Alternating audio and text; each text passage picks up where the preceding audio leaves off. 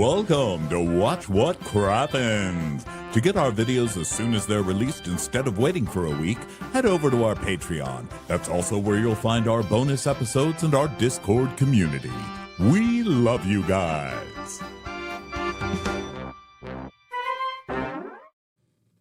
Well, hello and welcome to Watch What Crappens, a podcast about all that crap on Bravo that we just love to talk about. I'm Ben Mandelker, and joining me today on this very festive Monday is the one, the only, the beautiful and gorgeous Ronnie Karam. Hi, Ronnie. Well, hello, Vin.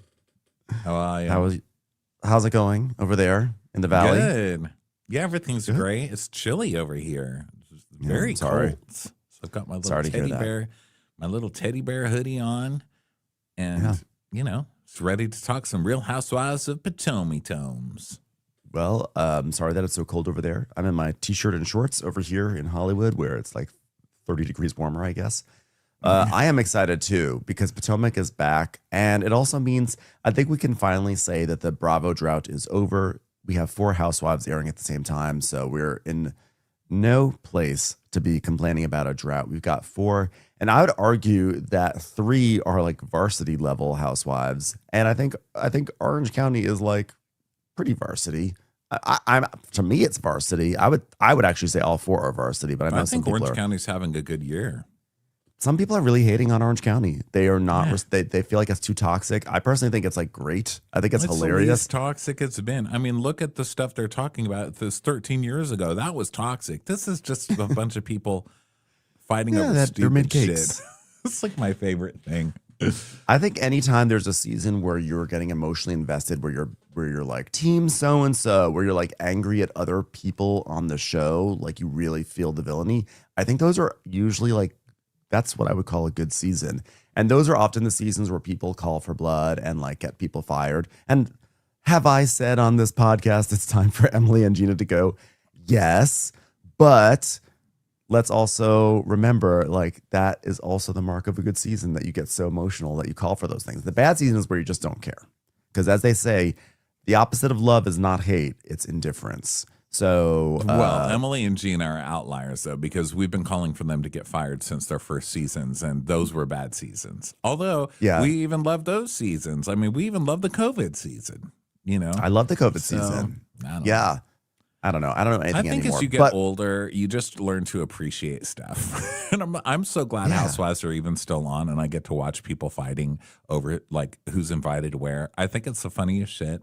I will never stop loving these shows. And so, you know what? I'm just glad to be here. I'm just glad to be fed.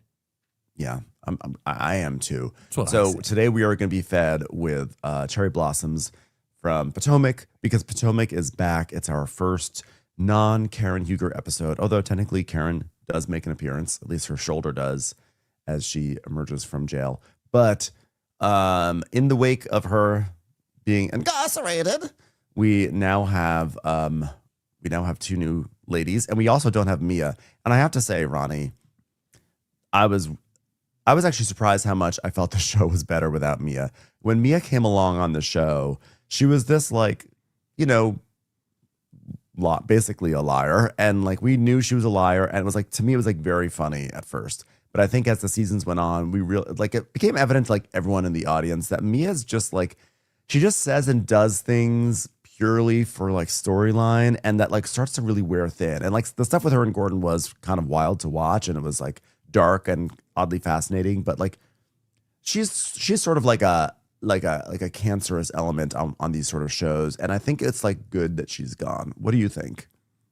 I did not mind it. That's for sure. I agree. She just went too far in her. She's like a reality star in her last. She just went too far with the making bullshit up. But I actually had the thought last night, were they thinking we can only have one liar at a time? Because now we have Stacey, who's like in a different league. Like she's a different kind of liar, she's like, I mean, it's pretty clear that she's lying at this point, right? Yes. Well, she's sanctimonious liar, which is way more entertaining to me than like trashy trying to make a splash on reality TV liar. And that we get these housewives, right? Like every now and then. Yeah. It's like she's lying about stuff, but it's like, well, maybe I didn't divorce my husband, but why is that your business? I just don't. It's improper to talk about it. She's got that kind of attitude. Where Mia's just like, I'm marrying M&M because. I love their commercials or whatever, whatever that was such a random thing to say. But, Mia would just come up with random shit to say for no reason. It felt like she was saying, it almost felt like she was saying it to be relevant to sort of fights. That way she could get screen time. And like when Stacey lies, it feels like it's more innately part of her, like who she is in a way that's more appealing. It's oddly enough, her lying is authentic. Whereas, you get these people that come through, you get like the Brandy Glanvilles, you get the Noella Bergeners or whatever, and you get like Mia, and there's like others who come through and they are provocative and they're entertaining, but ultimately they are catering their personality to, like, they're basically going to be outrageous because that's going to get the cameras on them, in a way.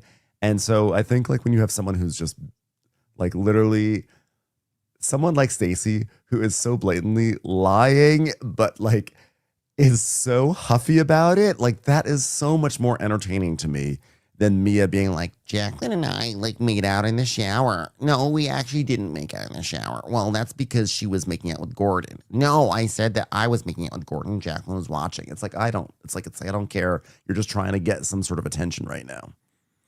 Here's what I'm worried about. Someone who's not trying to get attention, and that is Miss Karen Huger herself. I'm on her Instagram because I'm like, well, she's been out for a while. Why she just got attention. Anything? She's not ready for attention. Why don't we know what is going on with Karen? Why haven't we heard anything? I haven't seen any interviews like, oh, prison. No, I didn't. I'm fine, better than ever. I've got a 9-bar candle, just little prison bars that you light on fire. 9 bar the candle. But I'm like, what happened to her? And surely, even if she hasn't done any press, surely she's posting home goods finds on her Instagram. But no, I came to her Instagram, which, by the way, thanks Facetune. Facetune, can you just make Facetune real? Because I would totally subscribe if I could do this to myself. But anyway, her Instagram, her last post is from 41 weeks ago, December 17th, 2024. She's not even posting on Instagram. What happened to her in jail? Because that's not normal for someone like Karen to just not be posting. It's not normal. Well, maybe what's happening is maybe she's holding out for some sort of exclusive thing. Maybe she's working with Bravo on some sort of debut. Maybe she's going to make her grand debut at BravoCon. Emphasis on con. Actually, no, she didn't con anyone. She just drove drunk. Sorry, I'm just so used to people in Bravo going to jail for conning Bravo people. Dewey. Maybe she's honestly like, this is not coming from like a catty place. Maybe she's like unhappy with how she looks after jail. Maybe she gained some weight. Maybe she wants to work a little bit of it off because she's a Real Housewife. Maybe she wants to get like a little bit of a nip and tuck because she wasn't able to do her skincare. Like, I would not be surprised if she's like, this car needs to go to the shop now. And, I'll let you, like, we'll let you know. It'll be ready at 2 p.m. And you're looking at your watch being like, at 2 p.m. And you're like, straight from the county jail to the doctor and was like, lift it, tuck it, nip it. That's a good point, actually. Maybe that is like, it's not like, I'm worried. I'm not worried. I think she's going into her like cocoon and she's going to emerge beautifully. Like I think she wants to do this right. She's like, let me get all my ducks in a row. Ray, get the ducks from the backyard. And I think she will emerge out of like a giant flower. Today, we didn't see any ducks. We didn't see any deer, which is what, it's a question I have for Potomac. Are you paying attention? Is anybody at the editing board? How could you not put in the deer and the ducks? Hello? I know. It's a little wild. However, we did get a wonderful new fancy British accent, which sort of implies ducks and deer. So I really appreciated that. Like, and that lady, fantastic too. Her voice is just fantastic. I love her whole thing. I feel like she's faking it, even though she showed pictures of herself growing up in London and with Rolls Royces and all of that stuff. I don't think she's faking the money part, but the accent just sounds so crazy. And I love it. She's like already like a top 5 housewife of all time for me. I was like, wow, that accent. All right. She's probably up there with like Bethany Frankel. It's interesting how they're kind of recasting because they obviously got a Karen type, right? I mean, she's more probably legit than Karen as far as she probably is like a grande. She's like princess or something. So she's definitely got that stuff. But you've got the new Karen, and then you've got the new Mia, who's the liar. She's a second season though, Stacy. Also, we have a new Kierna, who is played by Kierna herself. Kierna's decided. Kierna spent a whole season sort of on the sidelines, being like, "Hey, I'm Kierna," and doing nothing. And I think that she probably heard from us and the audience, not just us, meaning like us as the audience, from everyone being like, why is Kierna on this show? She's a friend of at best. She probably got a lot of flack from it. And she decided, you know what? It's time for me. I'm going to dump Toad of Frog and Toad and move into a new condo.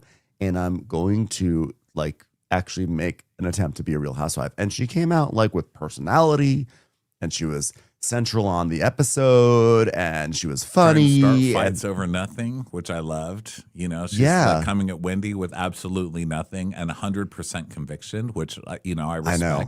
Also, I her love whole that. thing of not really breaking up with her boyfriend, just moving into a condo while they're shooting, No, I thought is she said- very funny. I thought she said she broke up with him.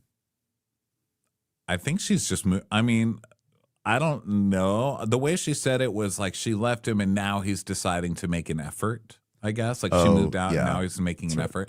I took that to mean not going to make an effort. I'm going to stay with this person, but I don't want the audience giving him shit, so I'm going to move into a condo.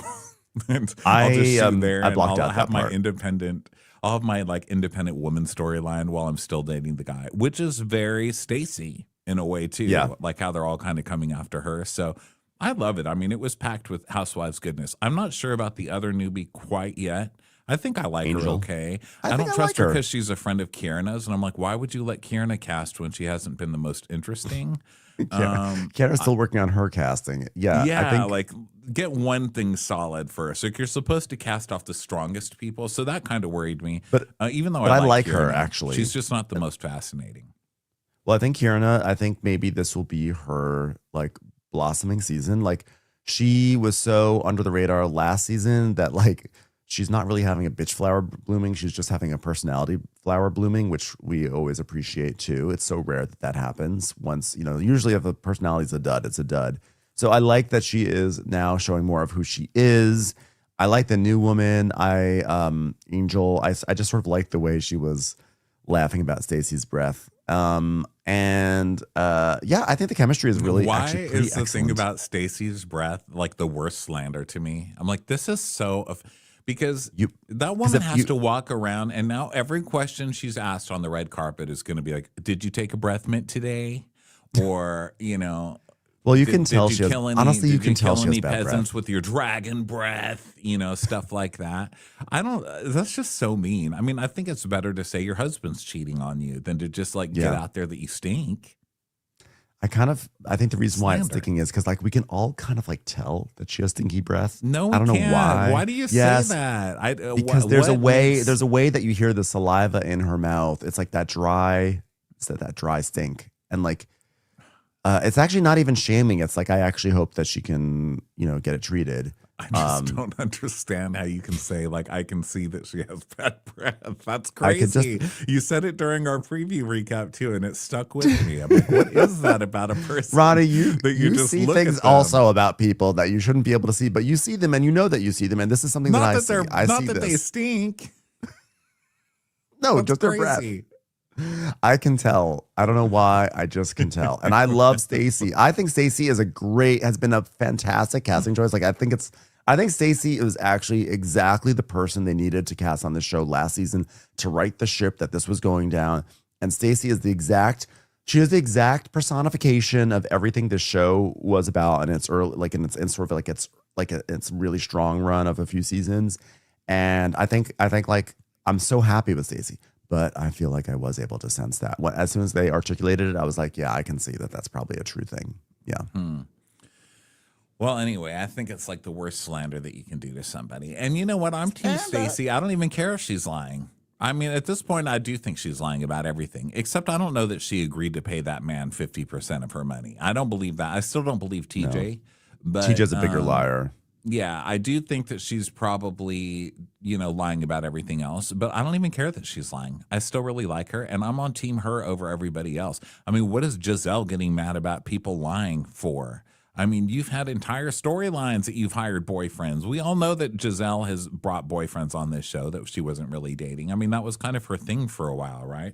The criticism of Giselle was always that she was hiring people and faking boyfriends and all of this stuff. And then she had the thing with Candace's husband for a whole year where she's like, oh, he locked me in a hotel room. Well, she didn't say locked, but like he got me into a hotel room, made me feel so uncomfortable. And this whole thing, I mean, come on now. But Giselle's hypocrisy is also another reason I love this show. So I don't know. It came back firing on all cylinders, and I hope that it stays because it looks like it's going to be a really good season. I laughed my ass off watching this. I was laughing as well. I thoroughly enjoyed it. So let's dive into the episode. So it opens up and it says like it's September 2nd, 2025, which by the way, that was like a month ago. Like literally, they are so up to date. And we see it's the Montgomery County Central Processing Unit. And we see sort of like Karen's getting into her car. We don't really see her, but we hear her. We see like a shoulder and we hear her like, oh, security. She's crying. And then we see like she's going off and it's like, oh my God, the Grand Dame got out of jail. And then 6 months later, clips of news outlets, we start to see that she had to like serve, actually I think it was 6 months earlier, she had to serve a year in jail, yada, yada, yada. So essentially it's like, remember that for people who have forgotten, remember Karen Huger went to jail. So that's how we start. That's setting the tone for the season. Yeah. And so now we're at Giselle's house and she's putting together, store-bought donuts and stuff on it. This is it's a very Giselle charcuterie. Yeah. And she's putting together a little charcuterie tray and waiting for people to come. And she just keeps telling herself, I might need some liquor while she waits. And then we see her feeling things. She feels a lot of different emotions. I wish this weren't happening. I wish this weren't happening off camera because I would really love to see Karen crying on her way to jail. Do I want to see Karen in jail? Absolutely not. But do I want to make sure that we don't have a fifth DUI? For sure. So shady. It's like I'm just here to support Karen and remind you that this is her fifth DUI. Okay. Like what most people would say is like, do I want her in jail? No, but do I hope that she addresses the root problems that got her into the situation? Do I want her to have help? Like, absolutely. But instead, she's like, do I want her to have a fifth DUI? That's right. There's been 5, America, in case you forgot. This wasn't the first. 5 DUIs. If I were to show Karen on my fingers how many DUIs she had, she would see 10 fingers. That is how many DUIs she has. Like, the fact that she's still dunking on Karen while she's in jail is... So this show, and this is why Giselle, I mean, and we know when Karen comes back, it'll be like full throttle. Oh my God. Like there's very few shows that have as special a dynamic as the frenemy-ness of Karen and Giselle. Yeah. And I also love that she keeps saying over and over, I need liquor. I need liquor. That's the whole thing is her trying to decide how wasted she's going to get while they're talking about how sad they are about Karen's DUI involving alcohol. So Ashley comes. Ashley looks great. I love her new hair. And Giselle's like, we've had a crazy 72 hours. It's so intense. Karen's waking up in jail. That's where she's waking up. And Ashley goes, in Gen Pop. Wow. Gen Pop. Oh, I wonder if I should send her a gift basket of Uber cards, but I guess you won't really need them in there. So then Giselle's like, whoa, is this like with murderers? She's like, I don't know. Because I don't know, but I mean, I want her to be secure. I want her to be like, is there like an elderly section? I want her to be there. Her concern trolling is so top notch. Can we put her in fragile old people section? Literally. Every line. It's like, I'm so worried for Karen and her 5 DUIs. She should be in an elderly section of the jail. And Ashley's like, yeah, the AARP of the jail. So they've talked to Kay and Wendy and Stacy. Everybody's going to get together to talk about Karen going to jail. So get out your donuts and your tequila because we're going to talk about Karen going to jail. I love this excuse for a get together. We just all need to get together because Karen's going to jail. I know. So Ashley is saying how that she and Stacey recently got together with each other's kids, and she's like, "Yeah, I feel like giving her an opportunity just to clear the air." And then we see flashbacks of Stacey and TJ last year, and all the bullshit of that entire situation, which was off the charts, etc. I was like, seeing TJ again, it's amazing how much of a visceral response I had against seeing him on my TV. I was like, "Whoa, get him off, get him off." Just, he's so gross. And every line he has, I mean, are you more dominant or submissive in the bedroom? Just because I'm not sleeping with you doesn't mean you're ever going to be more dominant than I am. Yeah, and then them accusing her of paying him to be the love interest. And then clips of TJ saying, she's paying me to do the show, man. She is. Yeah. This guy's just full of bullshit. So Giselle's asking what Stacey said, and she's like, "Yeah, well, it's the same thing." She was like, "Ashley, you think I would really do that?" And Giselle's like, "And what did you say?" "Yeah, bitch." And they both laugh. Yeah, and she goes, "Well," Giselle says, "I don't think Stacey's a bad person." "No, but is she dubious?" What is that? What does that mean? Dubious. Come on. So Wendy and Kierna arrive, and Kierna's like, "You been in Giselle's house before, right?" And Wendy's like, "Well, I've been outside." And then we go back to the reasonably shady event where Giselle wouldn't let her go inside. The way that they remember these details, and is like how Stacey wasn't allowed to use the bathroom.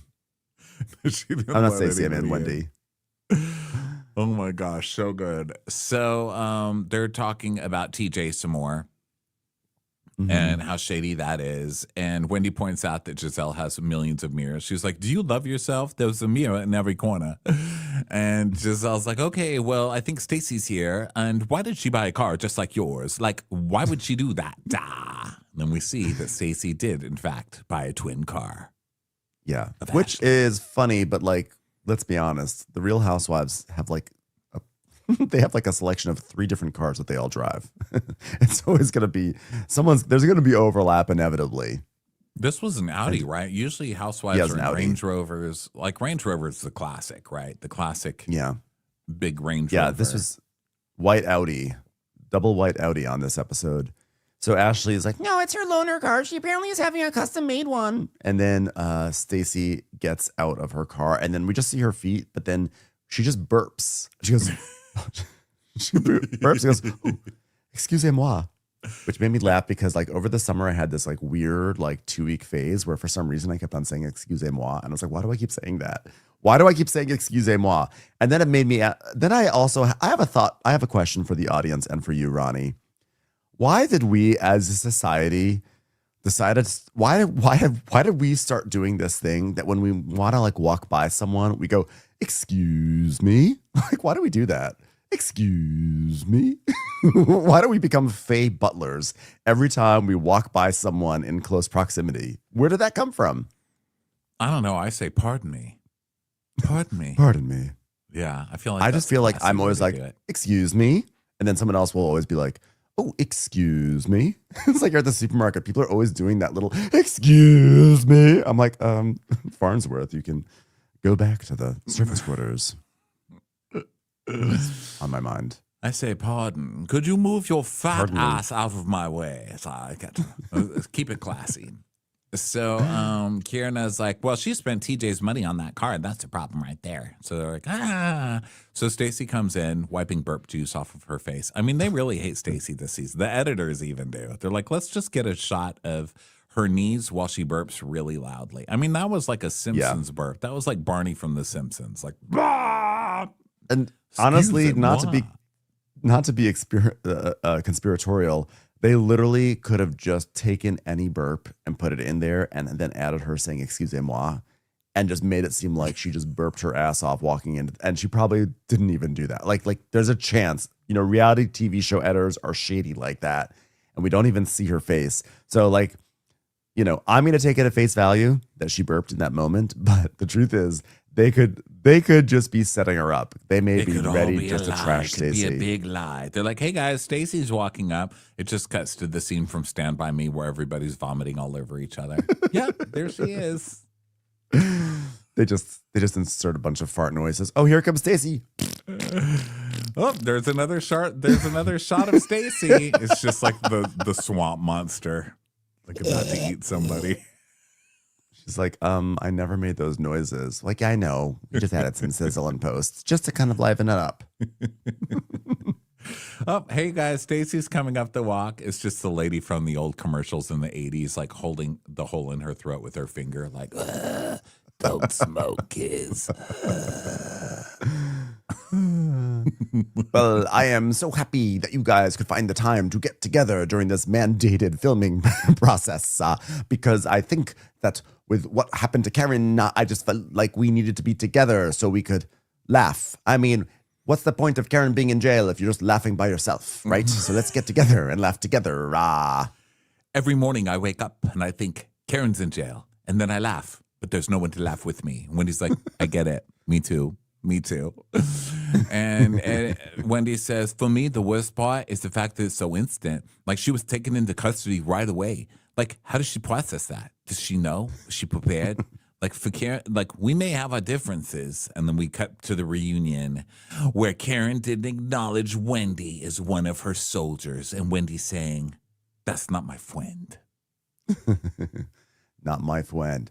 But at the core of me, that was once my friend, so I want the best of her. So I'm going to propose, why don't we all go outside and then come back in again and go back outside and come back in again, just to enjoy having free will and being able to walk into whatever room we want to. For Karen. And Kieran says, yeah, you know, Karen's in state jail. I mean, like, this is no Martha Stewart, okay? She has to take a shower with people. With people, you guys. She's in jail. I have to say, that was actually a profound observation by Kierna, because I didn't really think about that. I think we all thought about Karen being in jail and like it'd be miserable. But I cannot imagine the Grand Dame enjoying taking a communal shower, you know, with all these randos. I was like, that's gonna leave a mark for Karen, I think. Yeah, that's not good. So Stacy's at the doorbell now. Cut to Jabba the Hutt. About to eat Princess Leia. Just Darth Vader. Hello, Stacy. And Stacy's like, I immediately started to think about Raven and how worried she must be. And they're like, yeah, oh my God, poor Raven and Ray. And everybody's so sad. I feel my heart breaks for Raven and Ray because sorry, I went to Karen Hugo voice. My heart breaks for Raven and Ray. Because they only get 6 months without Karen. I was really hoping they got a full year. My heart breaks for them. A part of me, though, I'm going to be honest. This is the 4th DUI. Anybody want to count on our fingers? Let's do it again. So there has to be accountability so that she never does this again. Do I want to see her in jail? Absolutely not. I still can't believe she's in jail. Hold on. Ha, ha. Sorry, that was me laughing. And now she's like, well, it's just like, it's not settling in. I mean, the Grand Dame, Thomas Jefferson's concubine. And Wendy's like, I'm sorry, what? And Stacey goes, there are some phrases and names moving forward in our friend group that we will never use again. And then we hear Karen's voice saying, I'm Thomas Jefferson's concubine. Oh, in the paddy wagon or whatever when she was arrested. Jail like, I'm Thomas Jefferson's concubine. And you know who I am? Sort of a big deal. You should call Andy. He's like, who? Cohen? Andy Cohen? Who? A big network. Huge network. You should call him. So then Wendy's like, yeah, that comment threw me. So and then Ashley's like, yeah, but by the way, like, what about the initials TJ? Like, well, I'm wondering what's going on with you because with the reunion when everything that happened. And Stacey's like, well, and I am sitting here as I did at the reunion, sitting in my truth. And what's your truth? She goes, exactly what I said at the reunion. So we flash back to the reunion where she's, saying she absolutely did not pay TJ. And she reiterates it now. She's like, I did not pay him to be on the show. And she has talked to TJ, and he was very remorseful. He wanted to come on TV and say, oh my God, I lied. This is just awful. I'm such an awful person. I apologize to George Clooney and everybody on the set of ER. And everywhere else that I've worked, I'm sorry for lying. And they're like, then why is he on Instagram claiming that he's going to bring receipts? Okay, then where are they? Where are the receipts? Why have we not seen the receipts? It's been so long and there's been no receipts. So I'm sorry. I don't care if he's like generating fake court documents or even if they're real. There are no receipts available.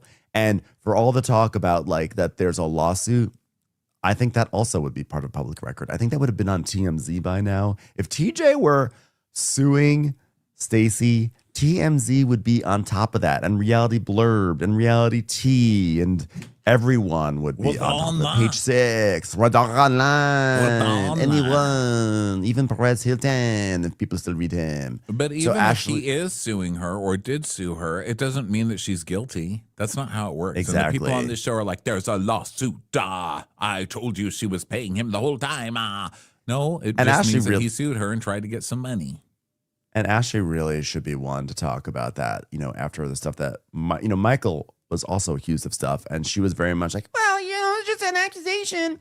And now here she is doing the where there's smoke, there's fire. So she says, I don't know just how TJ wants to issue a retraction to his claim. But like just on Instagram, he's saying that he's like not lying and he's about to come forward with a receipt. And like, is there a retraction in the room with us? Because no, there isn't one.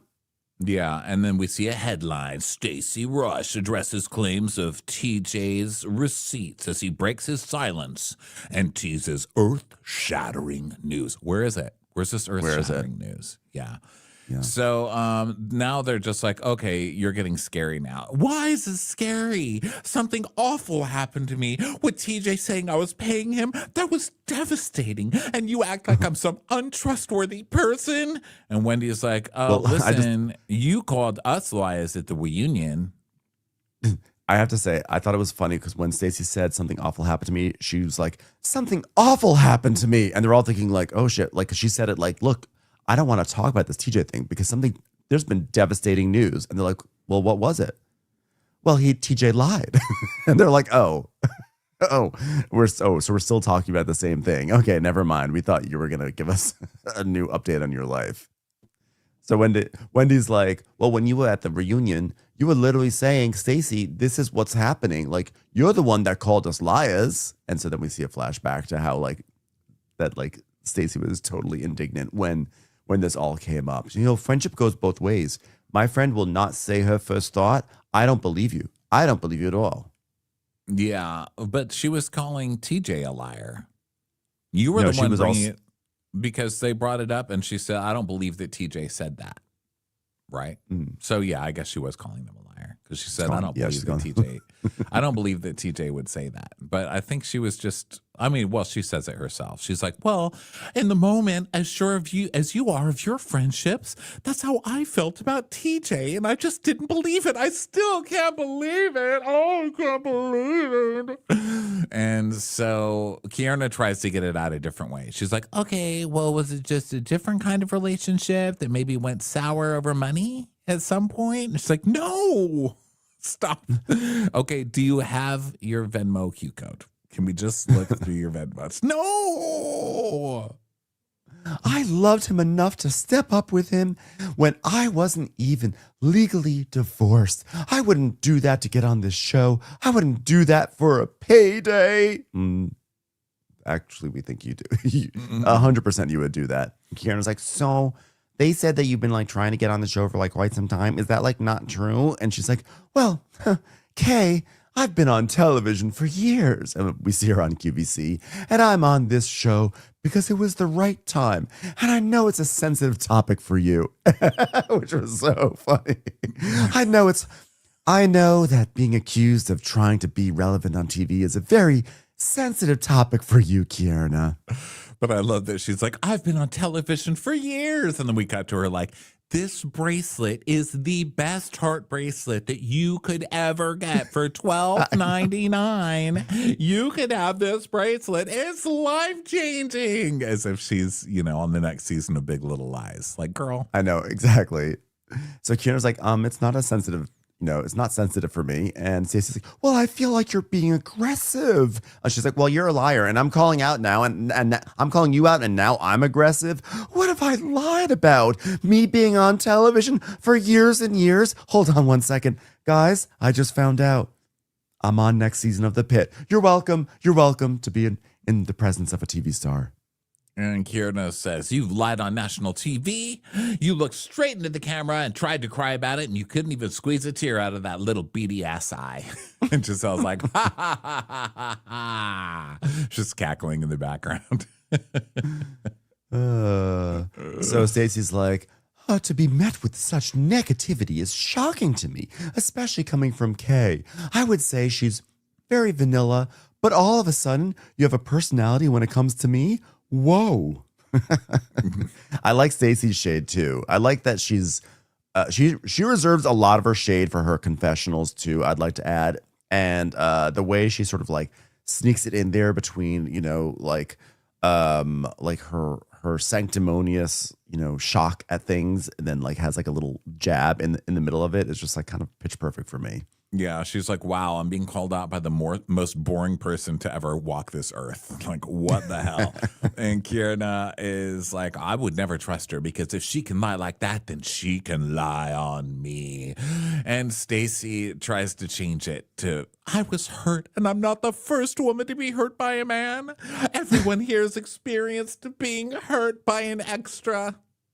Have we She's not? like, no, Tell me one woman here who hasn't been hurt by an under 5 actor. Just one person. You haven't been hurt, Giselle. She's like, well, I'm just seeing that. It's like, you haven't been humiliated by a man, by someone who only is commissioned for one episode of your TV show. No, that's never happened to you. She's like, Stacey, don't bring us into your shit. She's like, oh, I'm so tired of being hurt. I am hurt. I am hurt. Thank you. That was a scene from a movie that I was auditioning for on the Hallmark Channel called I Was Hurt. Thank you so much. Well, accountability is what this group is all about, and you need to think about that, And she's like, well, maybe I need to reconsider, excusez-moi. And she gets up and she leaves the room with a head held high and like, wait a minute, we're not done with this conversation. And on her way to the car, she's like, I can't be friends with these bitches. All right, Ashley and I didn't want to do this, but now that she's gone, by the way, good job, everyone, getting someone to storm out. We can go after her all season. Okay, well, now that it's done, we were in LA at the Essence Black Women in Hollywood luncheon, and at our table sat a beautiful actress who's best friends with TJ. So she came with the receipts, honey, receipts. Somehow this person had more receipts than TJ's had, and TJ is suing her. I saw the legal document myself. So why is this girl, whoever she is, we hear her name later. Oh, well, we don't hear her name. They beep it out. But why is she walking around with TJ's legal documents screenshotted on her phone? That is so weird. People are so fucking weird. And then goes up at a Black Women in Hollywood thing to show people the receipts from the show. Yeah, I really want to know who it is. Thirst. I really want to know. Maybe it was Drew Sidora. She's an actress, although I think they would not leave out her name. Drew would do that. I don't know. I'm like, who is taking up for TJ? It's like. I want to do investigations. I want to see pictures of TJ with like established actresses and to see who he is. What's his last name, TJ? Do you know? Max? I'm not sure. Real Housewives of Potomac, TJ. Let's see. Real Housewives of TJ. Potomac. Thomas Anthony Jones. Okay, TJ in action. His best friend, eh? Let's see if there's any Instagrams. Best friend. Mm-hmm. Yeah, I'm looking on images. Just to see like maybe a Getty image. Let's see. He is, I'm looking, I'm not seeing anyone. I'm Looking, I surely he want to has. know. If he's best friends with an established actress, I'm sure he has pictures with her. Best friend. Oh, he's friends with one of my friends who works at QVC. Oh, I should ask her if she knows Stacy. I'll bet she does. I'm sure she does. Ooh, I don't see anything anyway, here. we're not going to find it here. So Angela Bassett. What if it was? Could you imagine? Angela, not only could you imagine her and being friends with him being friends with Angela Bassett, and not only being friends, such good friends that Angela Bassett has his court records on her phone and now is going to get messy with the Real Housewives. That would be my dream. That would be just the best. Could not imagine anything better. Angela is way too good. It's someone tiny.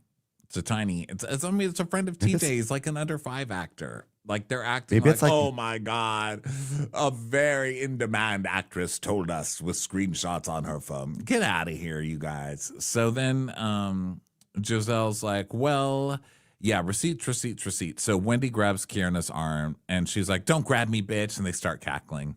And Giselle says that the document said, per our agreement, Stacy paying 50% of her Real Housewives of Potomac check. That's where they lose me, because I don't think she would offer 50% to someone. No, she would never. That's crazy. I don't think so. We joke, but she has worked on TV for a few years on QVC, so she knows she knows like a good deal. She knows what she's worth, and she also, she's got a husband or ex-husband who works in business, who probably would advise. Like, I don't think that she's giving away 50% of her paycheck to TJ. No way. Well, that said, a first season person on Bravo really makes $5. So it could have been like a very small amount of money that sounds huge because it's like a whole season, but that's not really much as a first year on Bravo, right? They make you prove yourself for a couple of years before you get any real money. Right. Yeah. I think, unless they've changed, which I doubt it. I doubt that the budgets have gotten higher, but who knows? So now she's saying earnings, and he's suing her for the rest of his money, honey. And I was trying to screenshot the legal document, but I couldn't get it. Oh, really? You couldn't get it? Why? Why couldn't you get it? What do you mean you were trying to screenshot it and you couldn't get it? She wouldn't send it to you? I'm sure she would. If she walked right over to you and was showing it to you, then why wouldn't she just send it to you? Yeah, something is not adding up in this story. I don't know what it is. I don't know if it's the actress. I don't know if it's TJ. I don't know if it's Giselle and Ashley. I believe Giselle and Ashley, though. I believe Giselle and Ashley that like someone came up to them. I don't think that they just make up stories like that. Yeah, but I do too. My instinct is that this is like a Lisa Barlow dismissed versus denied situation where TJ is like saying that he's suing. He makes it seem like he has like a case, but instead he's like just drawn up legal documents that haven't like gone anywhere. Like, I would not be surprised if that was the case in this situation. Yeah, that could be a legal Zoom for all we know. Anyway, it proves nothing except that he wants to sue her or was trying to sue her. And even if he did, it doesn't mean that she ever agreed. Unless I see a signed agreement where Stacy says, I will give you 50% of my earnings for you to play this role, then I don't believe it. Yeah. Show us the receipts. Show us everything. Excusez-moi. So Giselle's like, we're not going to be accountable for your lies. That's what we're not doing. So then we see May 1st, 2 months later, catching up with the ladies. Here we go, everybody. First up, let's go to Wendy and Eddie's house. We meet Rhonda, Wendy's interior decorator. She's like, Miss Rhonda, here's my vision. I want a fireplace here that goes all the way to the ceiling. And Eddie's like, that's 19 feet of marble. Okay. Fireplaces are famously expensive, are they not? Like chimneys and stuff, they're like thousands upon thousands of dollars. And then also she wants to get a new island. And Eddie's like, where's this money coming from? And she's like, well, Happy Eddie is doing very well. Let's use the drug money, okay? And then they laugh. And then we go to Giselle and Cal. They're at lunch, and Cal is saying that she looks really nice and everything, and her titties are out. She's like, "Yes, my titties are out. God gave me these titties, and God wants me to show them." So then we go to Ashley, who's with Brenda, the event planner, and Brant, her gay, who we saw on Love Hotel, who is now, I guess, going to be on all the time. And forgot about that. they're making a little donation pile. And they're, her gays are like, you're getting rid of this. And they just basically throw all of her clothes because they're hideous. And they're like, this is going to the ugly bin. She's like, wait a minute. You can't get, that's my favorite. Okay. Well, like hideous. It's all hideous. Do we think that Ralph from the Love Hotel will make an appearance on this season of Potomac? Because I'm really hoping that he can show up and be like, oh, you're so sexy. Oh, gross. Yeah, you're a hot little thing. She's like, he kisses wet. He's a wet kisser. Yeah, the rumors were that she never stopped dating Beavis. So I wonder if we get to see him this season. So then we go to Stacy. And how do you pronounce his name? Tiamo?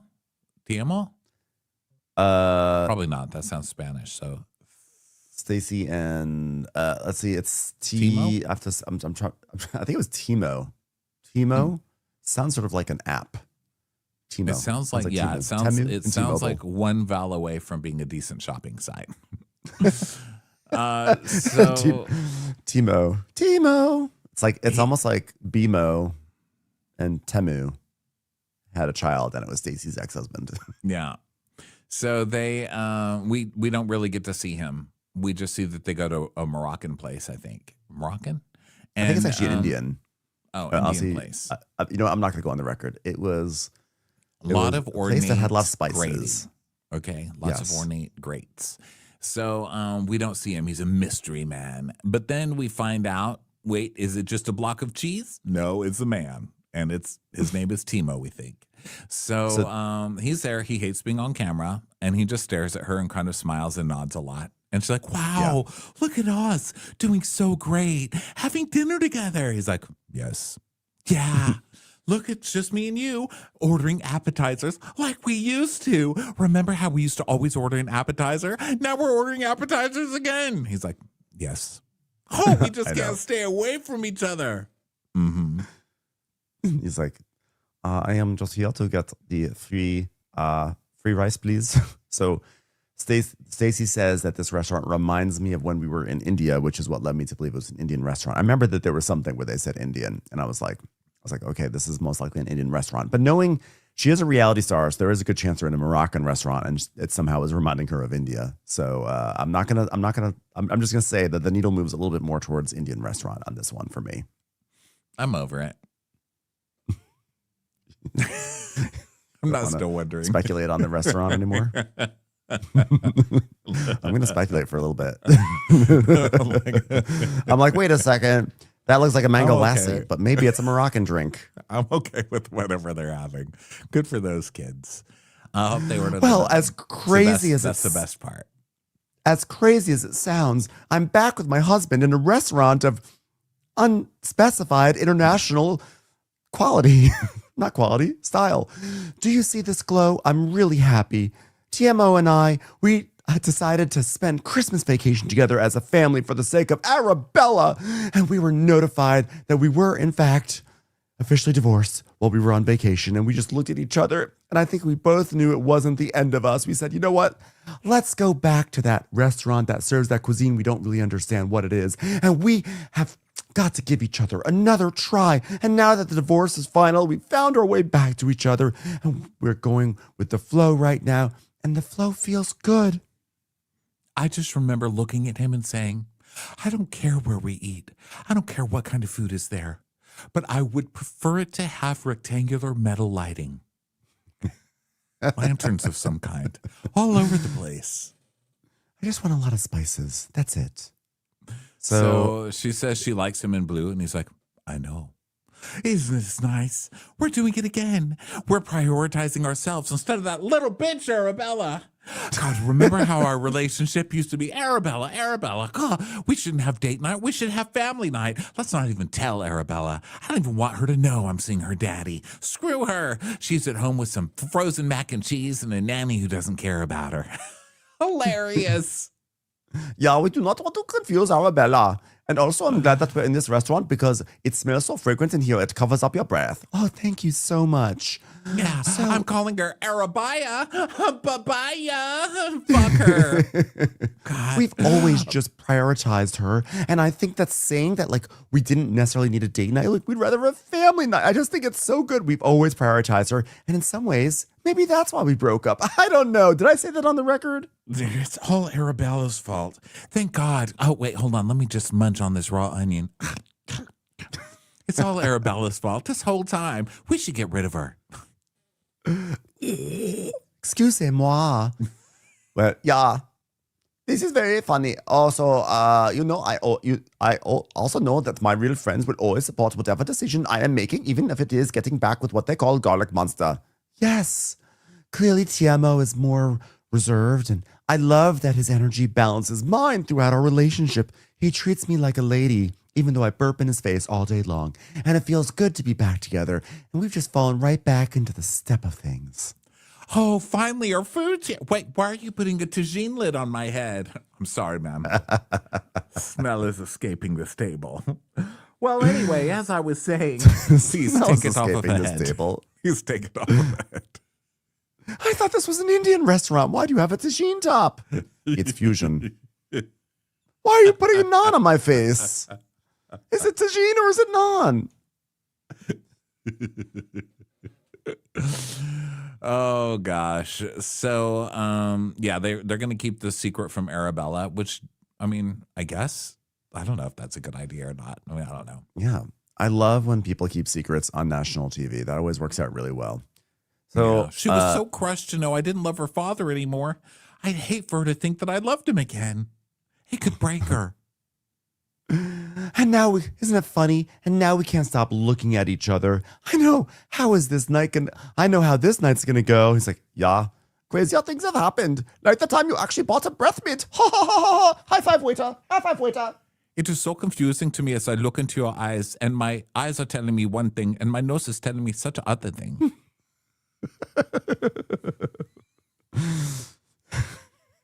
I'm just. This poor lady. I was just thinking, I was just trying to remember that song that was like, no, it doesn't matter. Yeah, this poor lady. This is gonna haunt her for a while. I think this is it. This is gonna stick. Yeah.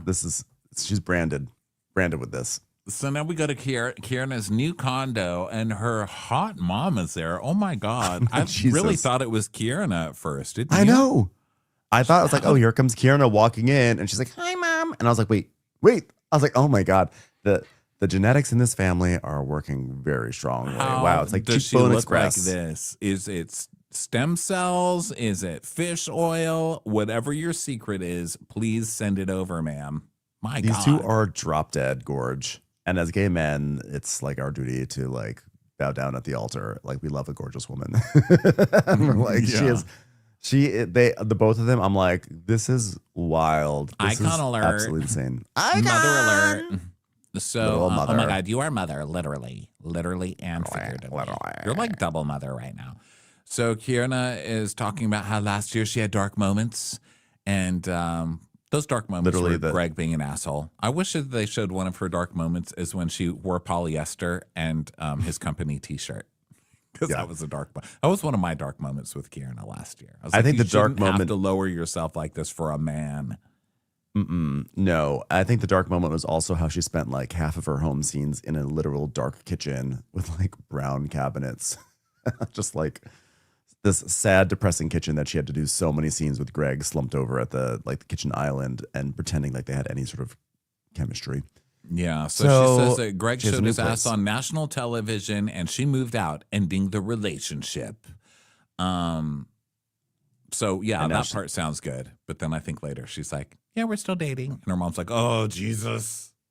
Mm-hmm. Well, right here, because Michelle, her mom says, so how is Jamaica? Because you were supposed to have a breakup. And she's like, oh, yeah. Just, well, so about 3 months ago, after breaking up and like moving into my own condo, Greg was like, okay, she's serious. And like, let me go get my girl back. So he was like, I want to go to Jamaica and talk. And I'm like, sure, I want to like go to Jamaica and talk. And it was like a much needed getaway for us to like chat and like, you know, like reset the tone and like together, blah, blah, blah. Like, girl, you don't. Could you have at least found a better guy in Jamaica? Like, why are you falling for this guy? Why are you falling for his Jamaica tricks? You are so out of his league, not just obviously physically, which shouldn't even matter because love is love, but really personality wise. Like this guy, you just being away from him already this season, you're such a way more interesting person. Like he is going to destroy you. Yeah, she's not away from him. I mean, she's in her own apartment. Well, but meaning like she's not living with him. She's like, she doesn't have him constantly probably like stressing her out. Like she probably was like, probably one of the reasons why she was so meh last season was because there probably was an element of imposter syndrome with the fact like, oh, she only got to be a housewife because Bravo wants to stay out of trouble. Like that was like the big rumor. And then also he probably was making her life shit because he was like, don't do this, this is gonna be bad, I'm gonna break up. So she probably stressed the entire time, like, I don't want to get messy, I don't want to be not myself because I don't want, like, if I get too crazy, Greg is gonna get mad because he thinks these shows are garbage anyway. And it's like, just be your normal self and like who cares about Greg? And I think that she's already leaning into that this season, which has been like a 180-degree improvement for her. Yeah, so she says she's in therapy and she's with Greg. She wants to feel happy, and she just didn't feel that, which is why they went to Jamaica together. Just totally a place you go to just talk. And so she's like, well, now we're dating, and the expectation is just to be happy, you know? And it's a big step back from wanting to get married all the time. And the mom's like, well, yeah, this relationship's not good for you. You're a beautiful Black woman. You're a queen. You put yourself first. She's like, okay. I just went to Jamaica. Like, I still love him. I don't know. I'm used to Real Housewives being with shit people. Yeah. You know? It's like, it's almost like you have to be on this show. Yeah. It's actually really unfortunate. Like, I'm sure you could probably hatch a theory that like maybe the reason why you're drawn to coming onto these shows is because you don't get to like be your full self in your relationship. So therefore you have to express yourself like on a show like this, and you wild out on your cast members because you can't fully it's like all misdirected rage at the shit guy that you're stuck with. I don't know. I just workshopping that right now on the fly. I feel like it sounds good. Works for me. I only came on Real Housewives to be my authentic self outside my relationship. I mean, I don't know. There's easier ways to do it, but hey, we all take our own roads, you know? Yeah. Who am I to judge it? So the mom's like, no. And Kierna is saying like it sucks because even her family hates him and they used to love him, but he was really an asshole last year. So yeah. And they basically like we see how a flashback to 2 weeks ago that Kierna's with her brother, and her brother's like, yeah, no. Like she's like, you don't trust him? And he's like, no. So Kierna's saying, you know, Michelle, her mom is saying, you know, like this right here, this place that you're in, like this is earned, and you have to think about your whole happiness. Not today is great, and tomorrow maybe. No, it has to be great, great, great. I was like, yes, Michelle, the mom, giving you need to think excellent about your advice. Whole happiness and not your whole happiness. And I think another great way to put it advice. Yeah. Yes. So let's go over to basically Kierna's not going to listen to her. She just gives her that look that's like, okay, well, thanks for giving an empowering speech on TV that I'm not going to listen to. Get the fuck out of my condo. Okay. And take your 20-year-old looking self with you. Thank you. So then we go over to Wendy's, then Wen, and their kids. And Eddie, who's, of course, in a Happy Eddie t-shirt, wouldn't have it any other way, is getting ready to leave tomorrow because they're expanding their weed business to New Jersey. Dun, da, da. Very exciting. He's going to New Jersey, and isn't this exciting? Because now he gets to go to a different state. It's a big deal. It's growing your business. The kids are like, we don't care. So Wendy's like, Camwin, what do you want to do when you get older? She's like, doctor. And then Eddie's like, that's right, doctor. And they're like, yay. And then Cameron's like mom. But then the kids are like, but mom's not like a real doctor. And they're like, what? Yes, she is. And Eddie's like, she is a doctor. And Cruz is like, well, not an actual doctor. So Wendy is basically like, we'll witch now. So Happy Eddie's doing really well. So we'll witch his luck. Thank you. Yeah. Now, did you notice this part? This cracked me up. This was such like This was such lazy post-production right here for audio because she's talking about how Eddie's like really inspires her and it takes a lot to step out and say, hey, I'm going to try this. And then she says, but come to find out, he's also inspiring. He's an inspiration to people within this very group. Except the way she really says it is they edit in these words, like they literally string together different words because the audio level and the style is different with every word. She literally goes, but come to find out, he is also inspiration people within this very group. I was like, come on, you got to do better than that. Just have her record the whole sentence over again. Why are you Frankenstitching this sentence together? It was like so obvious. It was like bloop bloop bloop bloop bloop bloop. I was like, okay, bravo. Let's raise our audio like our fake audio together. I don't know what I'm saying. Like, it's Monday. okay, I'm sorry, you know everyone. What? Well, let's just keep the audio of Wendy's line and just cut to Stacy. Still a Stacy, and they cut. It's like a garbage pail kid. Like, okay, and we're back. They say that imitation is the greatest form of flattery, so color me pink. So then Carter has decided that he wants to work at Chick-fil-A. It's like, it's a very popular fast food chain, so surely there will be a decent salary. Thank you. And you're always off on Sundays. So now let's go to Ashley. Why is Sunday the only day I ever want fries from Chick-fil-A? I feel like every time I see a Chick-fil-A, it's closed and I want a waffle fry. And it's because we're in an airport or something's going on that I happen to see a Chick-fil-A when I want a waffle fry. And they're always closed. It's just not right. When things are closed on Sundays. Like, hello, this is not 1735. Yeah. 2025. People do things on would Sundays. Want me to have my waffle fry. Yes, absolutely.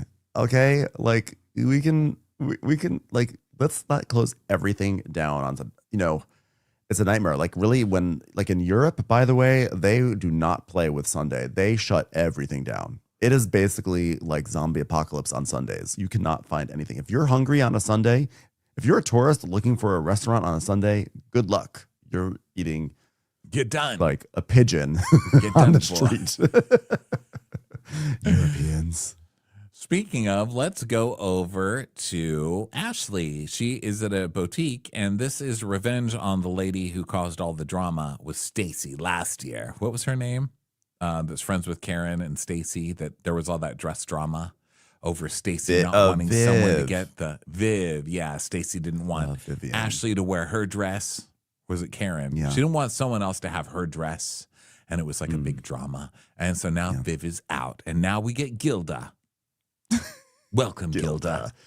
Welcome off the bench, Gilda. Gilda's just been sitting there. She's like, finally, it's my turn. Hello, ladies. Welcome to the store. What can I do you for? And she just stands around with her finger kind of like pinched like this. Like, ooh, they're in my store now. And while they're talking, Gilda's just standing by there like, I could be working or I could be listening. Ashley's like, well, I'm having a second bloom ball. She says that as if that makes any sense. Like people know what a second bloom ball is, what even a first bloom ball is. Like she's like creating a concept. Like as far as I can tell, a second bloom ball is like you're celebrating ordering a second blooming onion out of a pack because I've never heard of this thing before. I want to snort it, whatever it is. It sounds good to me. So this is going to be a divorce party basically. And we see her, she's like, I am officially divorced. And we see pictures of her that she took of herself at her photo shoot for being divorced, where she's like in a towel with a towel on her head, reading a newspaper that says, Ashley Darby is divorced. Yeah. And he says, then there's a headline that says, cha-ching, Ashley Darby to cash out in divorce with ex-Michael's 20 million net worth. And so she's like, yeah, that was something I worked into my agreement. And like, so your girl's going to be all right. I thought it would like maybe be a little sad for me, but baby, I really like it here. Yeah. So she got some money out of Michael. That's good. How'd you do that? I don't know. I didn't even know he had a $20 million net worth. That's pretty wild. Yeah. So she's going to have a floral themed thing, pastels. And she's telling Gilda that her friend Stacy's coming. And Gilda's like, oh, all right. Shall I pass out the masks now? Or? Yeah, let's make it look more natural. Can you get some florals on those masks? So Ashley says that the last time she saw Stacey, it was a bit contentious, and she figured it'd be just like really nice to have some like one-on-one time with her. No offense, Gilda. Really? Yeah, no Ashley. offense, Gilda. It's just one-on-one. Gilda's back like, to your desk, 2-on-1? 2-on-1 sounds great. I'll be here. No, back to your desk. Go back, Gilda. I love Ashley's scenes. I just wanted to spend some time with Stacey and remind her that at heart, we're both friends. Why are you lying, bitch? Yeah, exactly. Also, I forgot to mention, Stacey, when she showed up at Giselle's house, like she really set the tone for the season because she was wearing such a god-awful pattern on her dress. Did you remember that? It was like lines coming in, like rays coming in all different directions and angles and shapes. And I was like, Stacey, come on, we have to be better. I mean, her dress was better here. I like the pattern it still was a pretty loud pattern, but it made sense. But that one that she wore at the top of the episode, I just feel like we cannot let that slip by. It has to be mentioned. Pretty. What the hell? We're really disagreeing on a lot of Stacey things today. I thought that was a very pretty dress. You're like, it was a lovely Moroccan dress. I was like, no, Ronnie, it's an Indian dress. One thing we did forget to mention, though, that it's coming to me right now is when she was at that dinner with her husband, and she's like, I just love how you're sending me Evites now. And he's like, yes, because it is so easy. I could just call you, but then I think, no, I want to make it special, so I make an Evite. She goes, yes, and then I come. Would you please like to join? Please RSVP if you're going to join at this Moroccan Indian restaurant, please. Now is the time for Moroccan Indian food. Please RSVP, yes or no? He's like, I would call you on the phone, but I sometimes do fear that breath can travel through telephone. So Evite is better. I'm sick of the operator cutting us off because you are taking down power lines. Wait, I have a question. You said that we're disagreeing on a lot today. Did we? I feel like we only disagreed. I feel like we only disagreed on whether it was an Indian or a Moroccan restaurant. And also, you said that you can tell that she has bad breath. I don't know how you can tell that she has bad breath. And now we're disagreeing on her dress. I mean, and now we're probably going to disagree on something else. I'm like, we're disagreeing on how many things over Stacey. We're disagreeing on how many things we disagree on. I feel like you not feeling like you can sense. I don't know. I don't feel like that's a disagreement. I feel like that's just a difference of perception. But the restaurant, for sure, that's a big disagreement between us. We're disagreeing. That's gonna be an issue. How we're disagreeing. It's gonna be an issue. Yeah, we're done. Yeah, it's a problem. So we see that Ashley has been she's been holding up the longtime tradition of crazy invitations on this show because she's having her bloom party. So she sent someone to Stacey's door who's like, you are cordially invited to be present at the second bloom ball.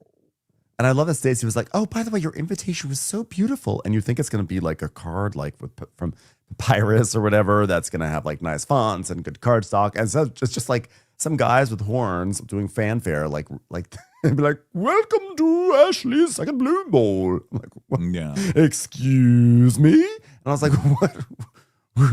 This isn't beautiful. Are we going to agree on that? Yeah.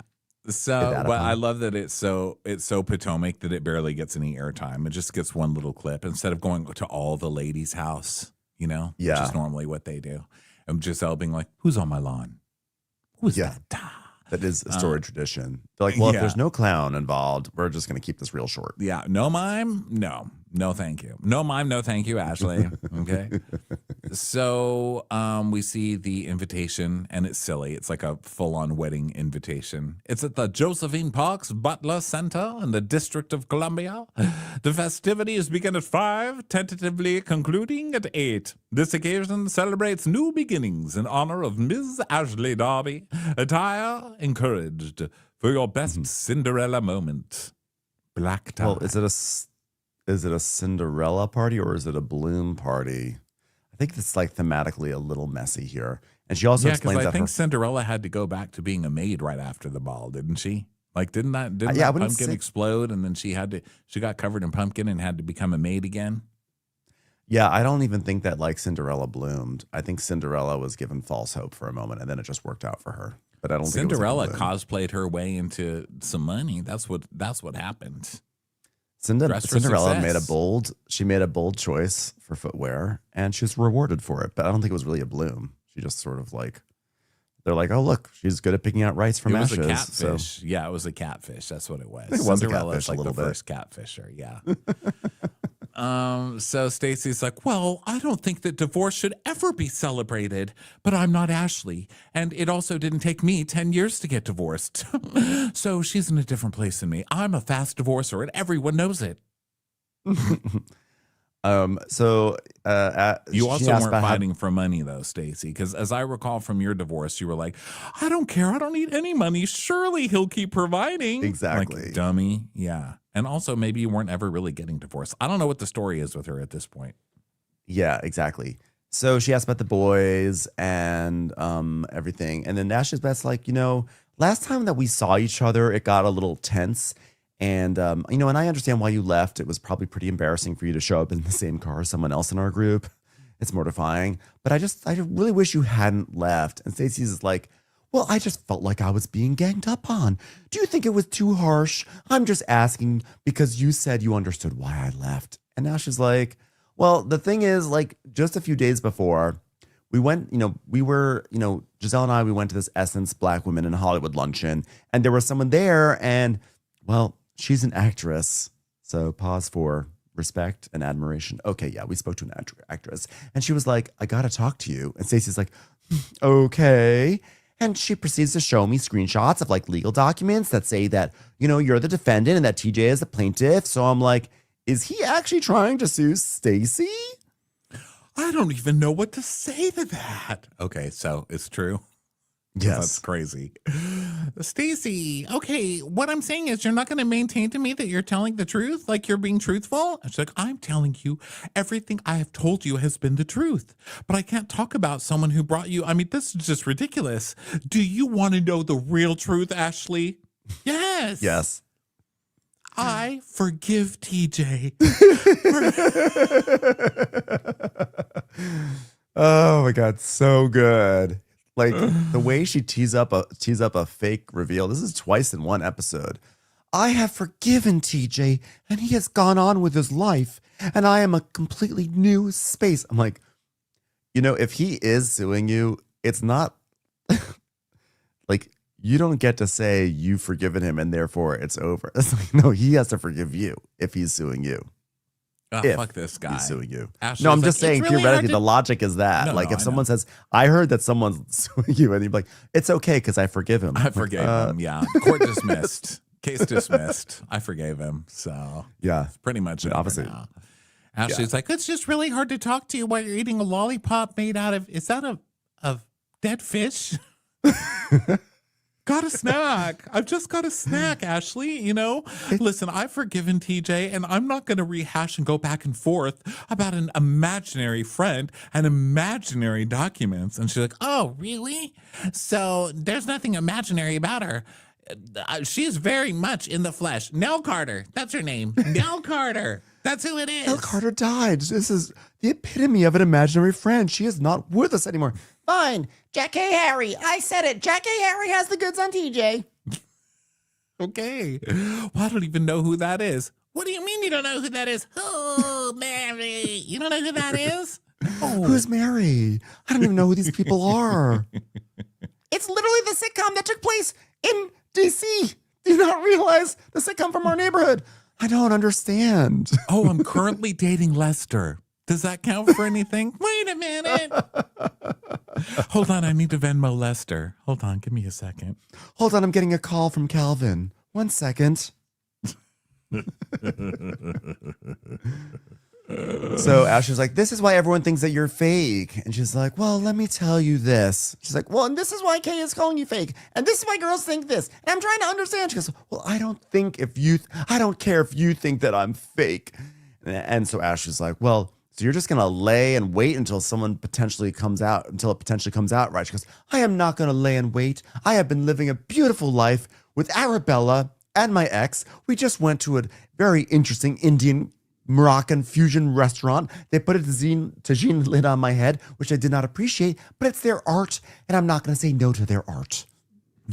Well, you know what? And she goes, yeah, I've been living a beautiful life. She goes, oh, okay. Well, in the event that he doesn't come forward, she goes, well, that's new information for you. It's not new for me. It doesn't matter what anyone says. And if you want to keep talking about this, I will leave. Gilda. Gilda's like, yeah, it's great being part of this conversation, ladies. I just love seeing you both. Does anyone want a snack? I got some Mott's applesauce. So Ashley's like, I just want you to be honest. Wait Are a you minute, okay? before you leave, I just want you to know that Lester says that you owe him some money. I don't even know who Lester is. Who is this woman? That's Pearl from 227. Hey, Has Pearl, there always do you have been a any window evidence here? on your phone? she probably would. That's someone I would believe. Pearl, I would 100%. 100%. Pearl would totally have that. She's like, you want like Pearl's got the goods. I love Pearl. So, R.I.P. Helen Martin. Ashley's like, so wait, just be honest. Are you actually divorced? She goes, oh, I am absolutely divorced from this conversation. She's like, wait a minute. Well, why isn't it in any databases? I actually searched the databases of the state of Virginia. Because it's not anybody's business to know where it is. But it's public. That's how it happens. Well, I don't do that. I don't have to divorce in public or with the government or let anyone know or even get divorced. But wait a minute. You want to see if I'm divorced? Because it's clear as day.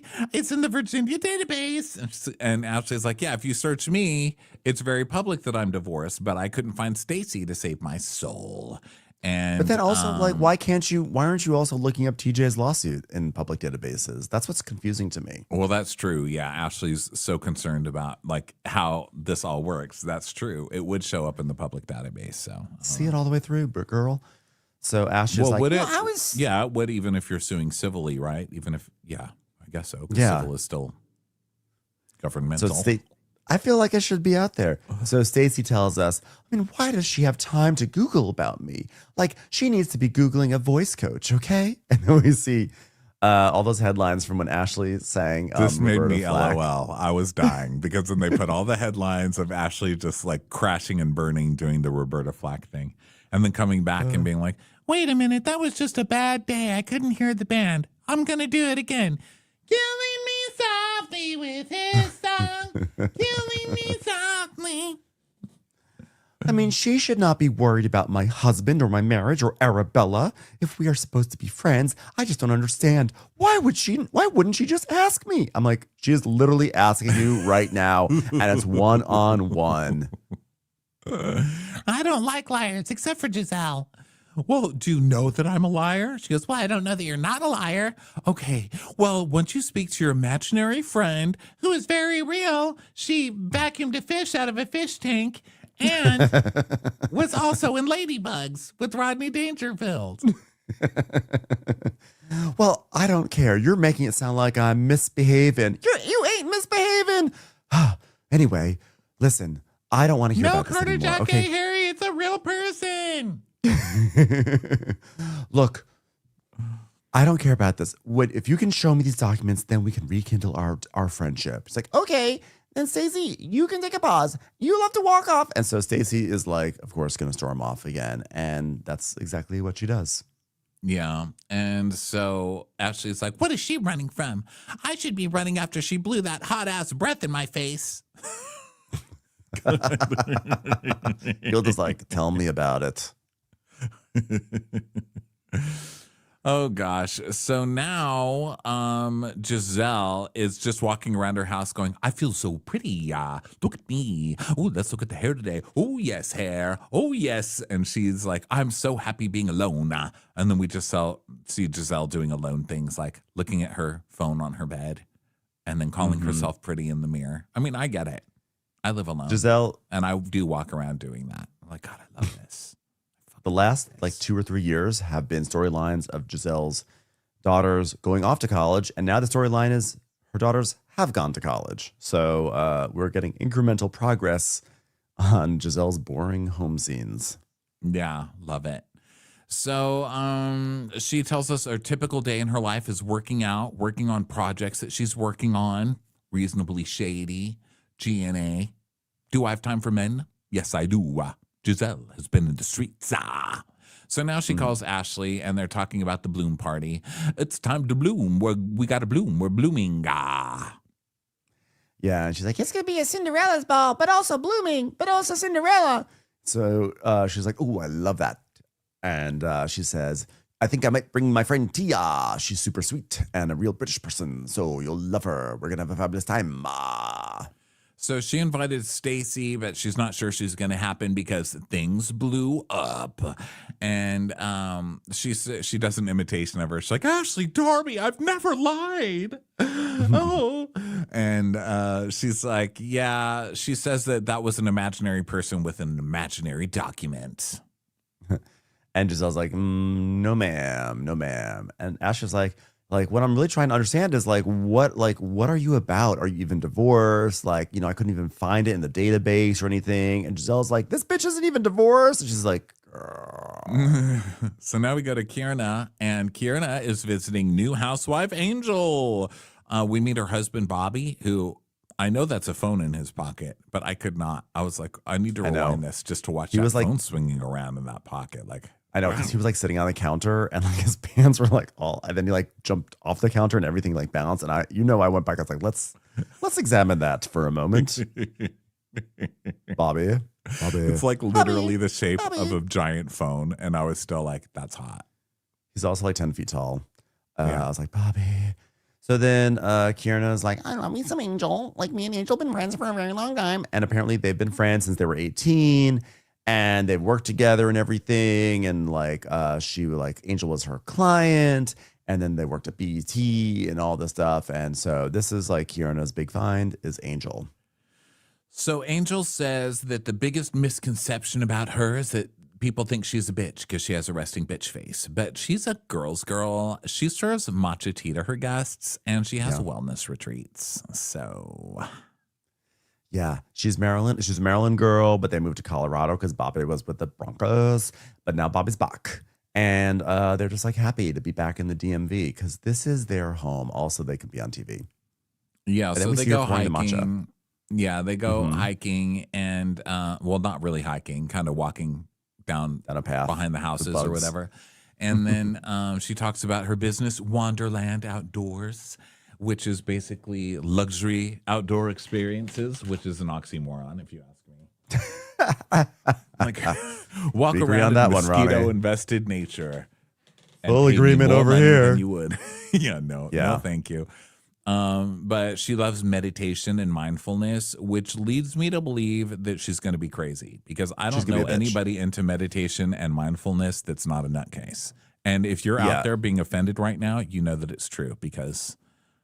yeah. Think about your inner voice, what it's telling you. Why do you need to meditate? Because you want to meditate so much. Think about it. What led you there? What got you to that place?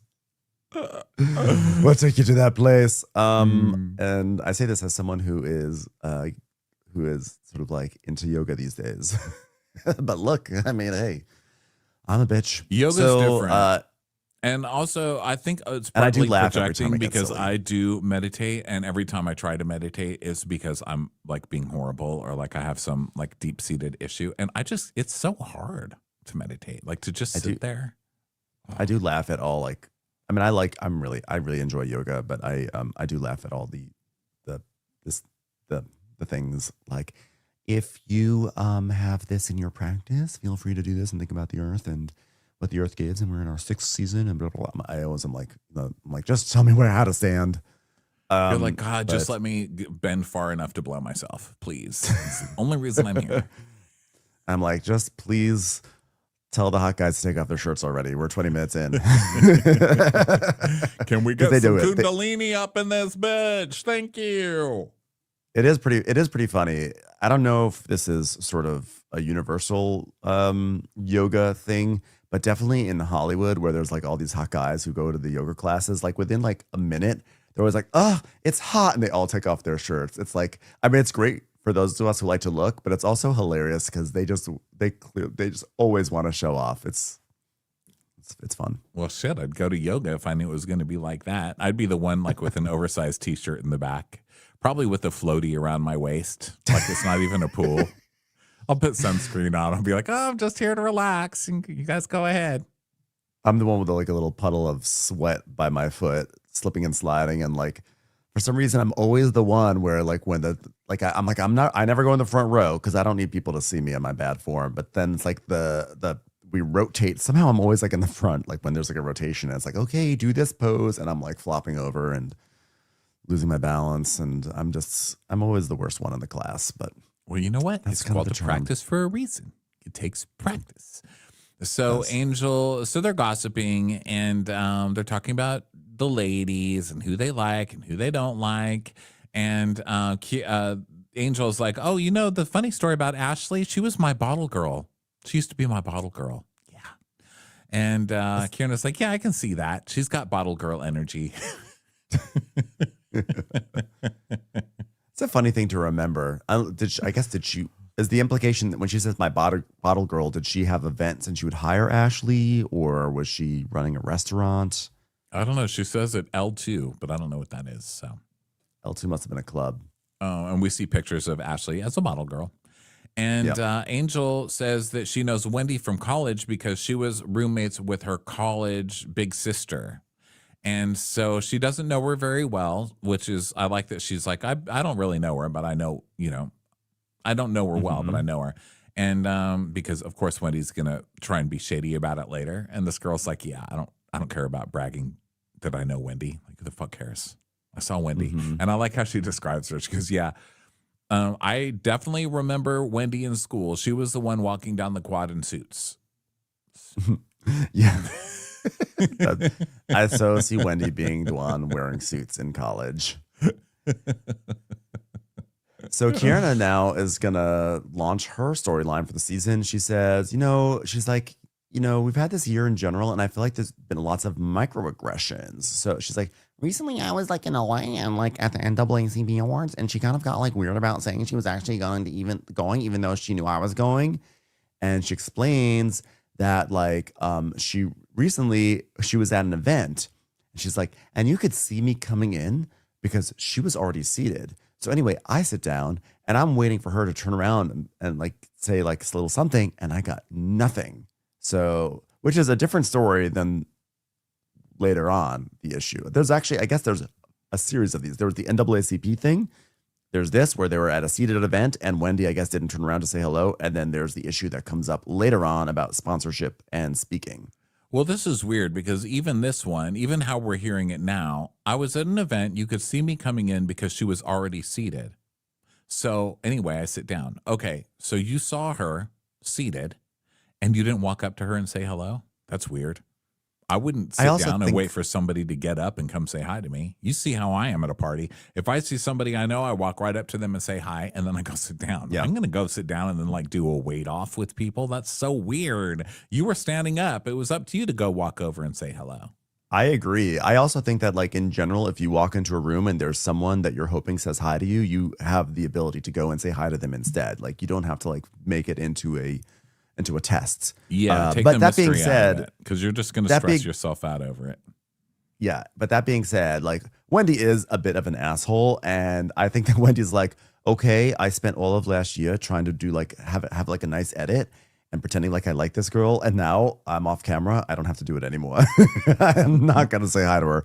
But at this point, honestly, I was actually on Kieran's side. I was like, despite the fact that she should have gone and said hi to Wendy, I was like, I can see Wendy being cold and it like not feeling good. So I was like, yeah, okay, we've heard it before from other housewives, right, about Wendy. So for that reason, I was like, okay, I could see Wendy being like that. But the way she told the story, I was like, no, I'm gonna go on Team Wendy for this one because she should have walked up to her and say hi. But that's that's just right now. It changes a million times over the course of the episode, right? I was about to say like this was my reaction right now, Guys, this is going to be a real-time experience for us. You're going to see exactly how our emotional reaction changes to the storyline. But this is also my favorite 4 hours thing about Real Housewives in particular, is that this is what you worry about on these shows. Like, oh my God, she walked into a party. Who should have said hi first? Like, I love those discussions. I love it because it's actually so real. Yeah, I think it's so real. And this is, again, I'm going to get on the soapbox because who cares? But I this is why I can't stand when people who don't watch these shows kind of like brush it off as like, ugh, isn't that just like women bickering? I'm like, yes, but it's actually also people talking about the shit that we all talk about, because like we all have those moments where like I just had one the other night. I had one the other night where I went out to dinner with a friend, ran into another person, and I felt like that other person was like really kind of ignoring me, and I had to engage with them for them to sort of engage with me. And it was still nice, but I was like, that person was like icing me out a little bit. What, weren't they? And then my friend was like, no, I don't think so. But like, that was something that was on my mind, and that was something that we talked out a little bit. And then like it was not a big deal, but like it was something we talked out. And so like when you watch these shows, people are talking about the shit that we talk about. And so I hate so much when people dismiss it like it's not prestigious enough. I'm sorry. It's like, oh, I'm sorry that we're not watching a chef stare out into the sunset while he ponders his own artistic qualities. I'm sorry that we're talking about shit that all of us talk about. Sorry. Soapbox. Sorry, okay. So now let's go to the second bloom with Ashley. The second bloom ball, okay? Lots of fake flowers everywhere. It's, I guess nice. And they're talking. All the housewives are like, "What the fuck is this thing?" And Wendy's like, "Second bloom? Is it annual?" And like, I don't get it. Did we miss the first one? Yeah, Ashley is like, now that Karen's not there, Ashley's trying to pick up the torch of the nonsensical party for herself thing. So yeah. Giselle's like, yeah, I'm confused because let's just have a party and let's just say that we're getting divorced. We're exciting and we're happy. We're excited and happy. Let's just do that. So Ashley's saying like how there's so many people coming, and she just wants everyone to see her sprawled out on the stairs. Like, there's a lot of staircase stuff that happens on Potomac. How many parties do we see? 5 stories there on the East Coast.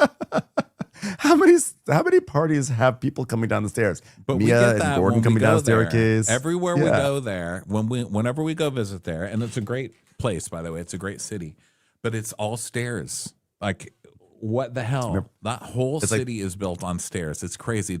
Remember that time we went to an after party or something after one of our shows, and they're like, "Oh, it's just right down the street." It was not down the street. It was like a mile away. And then we got there, and it was like 3 stories up. Only to get to a beer garden. Too much. I was dying, and it was summer. It was crazy. So yeah, it's a lot of stairs there. So it's typical. Here we are at a Real Housewives of Potomac party with stairs. So people are coming in, and we meet Tia. She comes with Giselle, and love this lady. From met her at a Sotheby's event. She's a very high-end realtor, okay? And Tia was just selling a $6.4 million home. And we bonded over raising twins. She's a refined lady. If you're going to cuss somebody out, you at least cuss them out with, like, subject-verb conjugation. This is a woman who knows what dubious means. Ooh, I am prim and proper, darling. If I were a Spice Girl, I'd be Posh Spice. I definitely had some Rolls Royces growing up. And we see pictures. She does come from wealth, which is always exciting for me. She's like, I'm from London, but my family is part of the royal family in Nigeria. And then we see her grandfather, who is in like a wig, which I love. And she's like, I am a princess. Where's my tiara? Where's my tiara? Can someone bring it? No, I'm just joking. I'm just joking. Not really. Where's my tiara? Is anyone?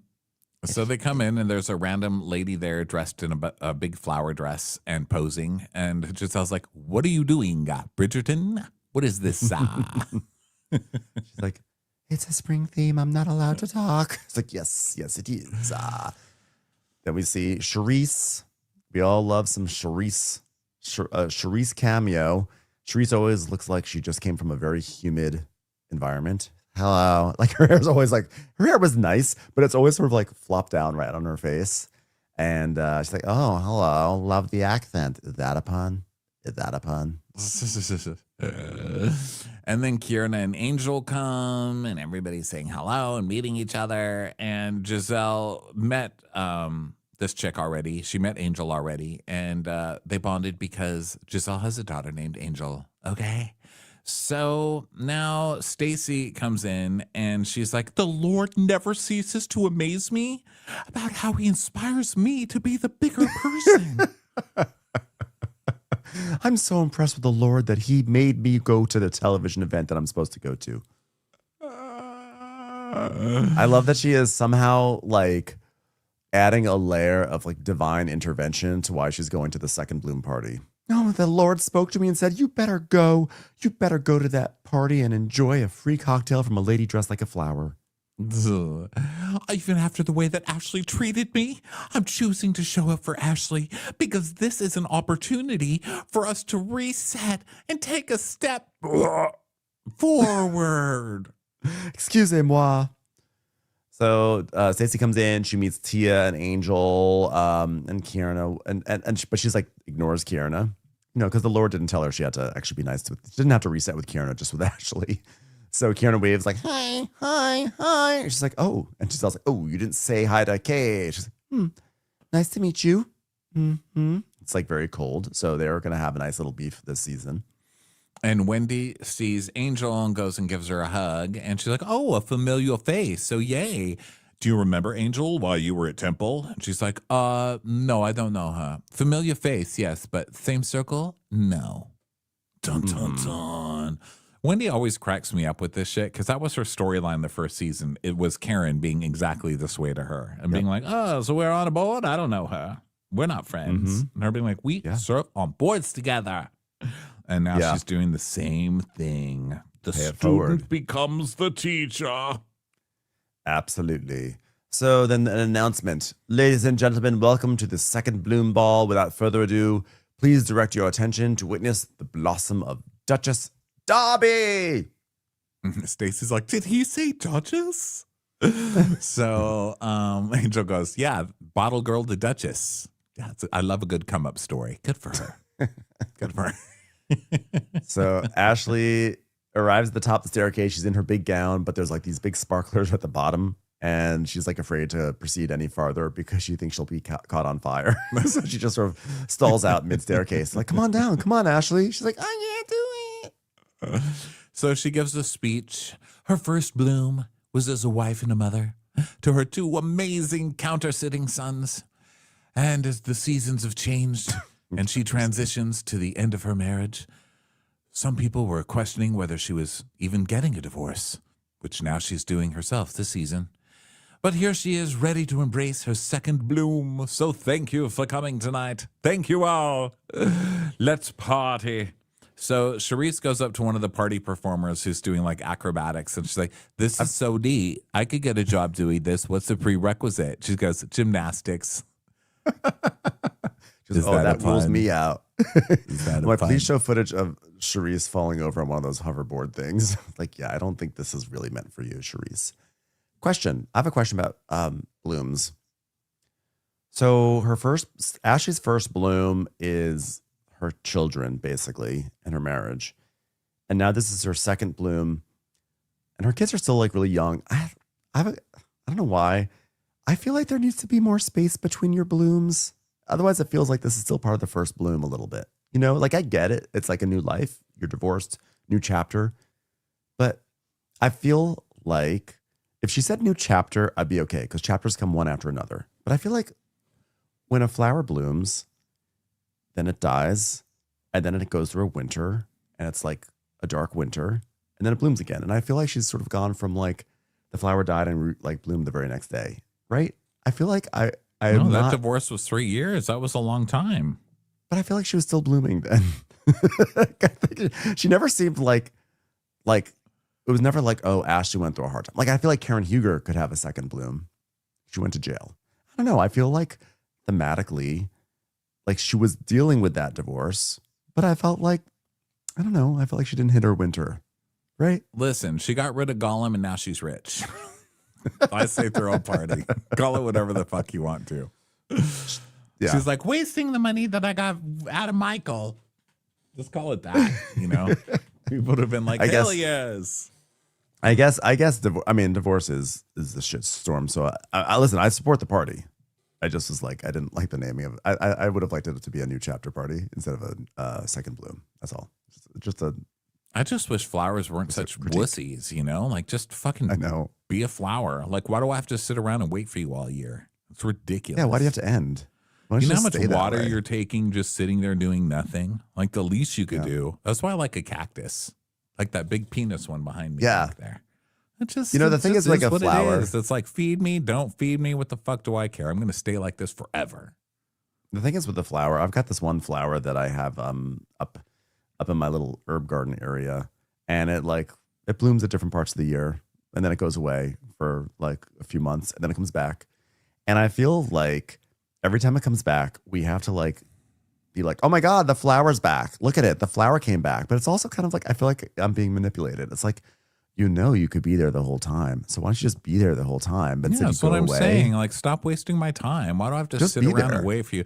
It's like it's like when you're going out with a friend and they make you sit there and wait for them to get ready for an hour, and then they come down and they're wearing the same thing they wore last week and the same hair, And then you have to praise and them. the same makeup, and you're like, you didn't even make any effort to do anything new. Like, did you just pick that up off the bedroom floor? You came down the stairs the same fucking person I went out with last week. And then you have to praise them because they're Flowers. having their bloom of an outfit. It's like, Their you know bloom what? of If you the just fucking flowers. The Timu bloom. Okay, so Wendy is wearing a big over the top, kind of wedding dress to this thing. And Giselle's like, oh, you're wearing a blue version of my pink dress. I inspired you, eh? She's like, not really. This is archival. Oh, you stole it from me. Archival.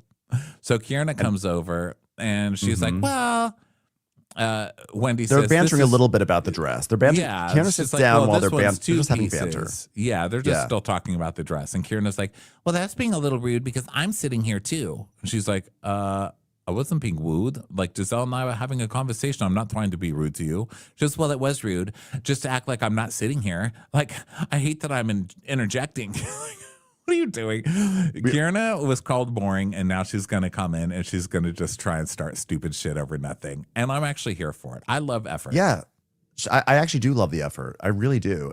And also, well, because unlike Amia, it feels like she's starting a fight. Like it feels like last year she kept stuff in, and this year she's like, you know what? I feel this way. I'm gonna voice it, and I like that because I feel like it's like a little bit more authentic. That being said, when she sat down, I did rewind it 2 or 3 times, and someone went hi. Like when she sat down, they literally said hi to her, and Yeah, so she's being ridiculous. But I'm like at the same time, like Wendy does, as you said, she has a history of kind of icing people out and being kind of an asshole. So I was still kind of like, I'm a little bit on Kierna's side for this. Okay. Even though it's like a little ridiculous that she's being like, you're being rude to me. I'm like, well, you did just sit down and interrupt their conversation. They're allowed to finish their thoughts, I whatever. have So to Giselle say, leaves. like, I'm usually ready to not be on Wendy's side, but this whole episode, I was like, I'm swinging Wendy on this one. Yeah. because Well, even give me like, a she moment. seems to be trying. Yeah, she seems to be trying so hard to start a fight, and I love that Wendy's just looking at her like she knows exactly what she's doing, and she's Yes. like, "Oh God, so now I have to fight with this one? Oh geez, like she's not even Exactly. into it at all. She's just like, oh God, I'm bored even looking at you. I have to have a conversation with you. Oh God." It's also like, oh, Kierna, be careful. Tread carefully because Wendy is. There are few people I think on Bravo who are as like really good with their words as Wendy. Like Wendy like destroys people, I think, all the time. So Kierna's like, well, I've been wanting to talk to you because I felt extremely taken aback by you. I felt like you have this thing we do in our friendship that's phony. And like the energy that you and I have when we talk on the phone is not the energy that you meet me with on the outside. It's like completely different. Like, remember when I called you, I chatted with you and I said, hey, Wendy, are you going to the event? And you said, yeah, I'll be there. And I said, okay, I'm going. I'm going to be sponsoring. And we see an image that shows that there's going to be like a gift bag and Kierna's products will be in the gift bag. And so I guess she was excited about this. So she was telling Wendy this. And she's like, and then you were like, great, I'll see you there. But then I get there and you're a speaker. And I was like, in my mind, I was like being like a little cheerleader to her. And then like slowly I was like, my pom-pom started to like slowly fall down by my side. Like, wait, is this what you're wait, what? What? Yeah, Wendy Is says this the so. What's issue? wrong with that? Well, but if I'm sponsoring and you're a speaker, then why wouldn't you share that? Well, maybe because you were basically kind of paying to be there in a way, right? You're showing up with products to give people and sponsoring the event. And she didn't want to upstage you by being like, oh, you're sponsoring? Well, I'm speaking there. Maybe. Yeah. Or maybe that's giving her too much credit, but I don't know. Maybe she assumed you knew she would be a speaker. I don't know. Yeah, maybe And she Wendy's- assumed you read the program of the event that you were sponsoring.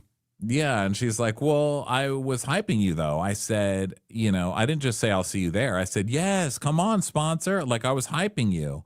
And she says, I don't think it was that moment to say, oh, by the way, I'm speaking. But that's just me. So I think she was trying to not make you feel bad.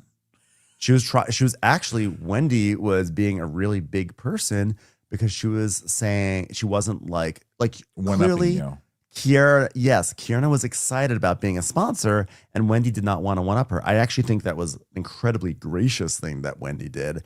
And so now hearing this side, I'm already like cringing because it's like, oh, Kiara, I was rooting for you, but now I'm realizing, no, you kind of got this one wrong.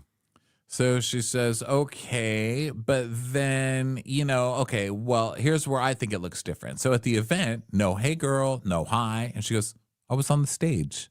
I was like, what? What would you want me to do? Like, as I'm speaking, stop what I'm doing and wave at you? And she goes, well, if I see my friend in the crowd, I'm going to wave to her. I'm going to do a friendly nod to her or something. And she's like, I was speaking.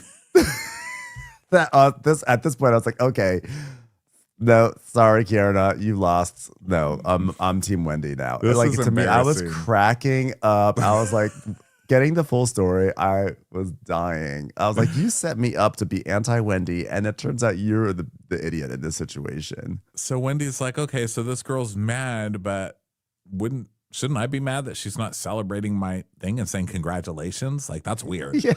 So she goes, okay, well, prime example was back at the NAACP Awards. We go to the red carpet, and the first thing you say to me is, oh, hey, did you do your own makeup? You did that. And Wendy just starts laughing, and she's like, I'm confused. Okay, but maybe she just said, like, oh, my God, did you do your own makeup? Like, maybe she meant, like, it looks nice. Who did it? It could go did both you ways. do it?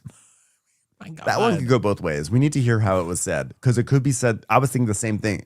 It could have been actually like, oh my God, this looks great. Did you do that yourself? That looks great. But it also could have been a dig.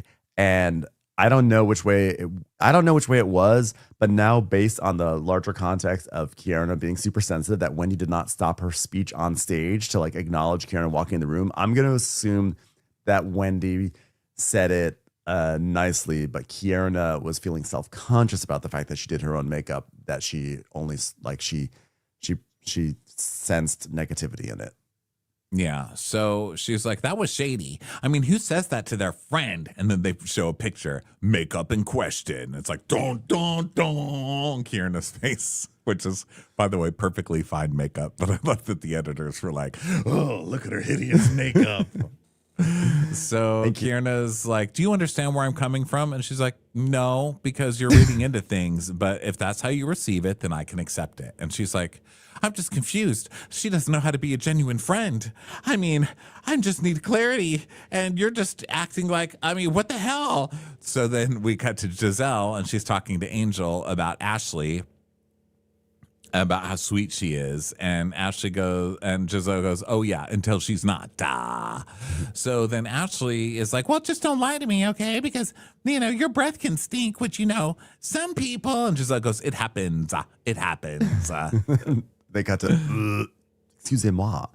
And Angel's like, well, that's a little passive aggressive. And Stacey's like, are you saying my breath stinks?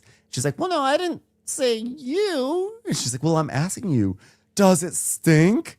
And then she breathes into Ashley's face. I forgot about that. And Ashley's like, stop. I just got rid of Gollum. Don't bring it back in my nose. There's a lot of bacteria in there. That's a lot of bacteria. And she's like, bacteria? And Giselle says, I think it's internal. I think the breath is coming from her lower stomach. And here's why I don't think that that they're like coming up with a story. I think because they're like kind of laughing as they're saying it. It's like you can see they're like, there's like a difference between being like shady in your interview versus like laughing because you're being so bad by admitting this truth, but like you're gonna say it anyway. And like they're all laughing. She's like, what she said is coming from the lower stomach. And Angel goes, well, I don't know what was going on, but her mouth definitely greeted me before she greeted me. And then Stacey is saying, like, you know what?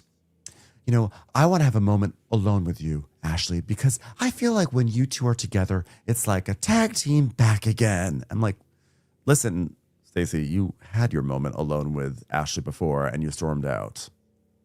Yeah. And Giselle's like, that's a lie. Don't start that bullshit, Stacey. Because she's like, I'm going to talk to you so you guys can't tag team me. She's like, that is a liar. That is a liar. And Giselle's like, we're trying to get to know her better. But her breath does stink. And Angel goes, yeah, that was a little tart. So they're cackling and high-fiving each other. So Stacey's like, well, I hope you can appreciate me showing up. Even though that you accused me of things that I know are not true. I still came here tonight for you. Jesus told me to. Okay, well, something smells fishy, and note that I'm not making a dig about your breath when I say that.